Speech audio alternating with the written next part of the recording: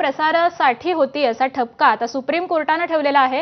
राज ठाकरे अमराठी लोकांविरुद्ध द्वेष पसरवत असल्याचा या याचिकेमध्ये आरोप करण्यात आला होता आणि या याचिकेत हायकोर्टात का गेले नाहीत असा सुप्रीम कोर्टाने ठपका ठेवलाय।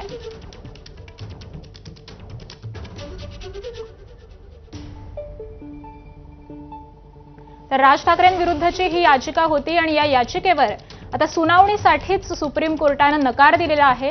याचिका ही प्रचार आणि प्रसिद्धीसाठी आहे असं सुप्रीम कोर्टाने ठपका ठेवलेला आहे आणि त्यामुळे या सुनावणीसाठी सुप्रीम कोर्टाने नकार दिलाय। राज ठाकरे हे अमराठी लोकांविरुद्ध द्वेष पसरवत आहेत असा आरोप या याचिकेमध्ये करण्यात आलेला होता आणि याचिकाकर्ते हे हायकोर्टात का गेले नाहीत असा देखील सवाल या याचिकाकर्त्यांना सुप्रीम कोर्टाने विचारलाय।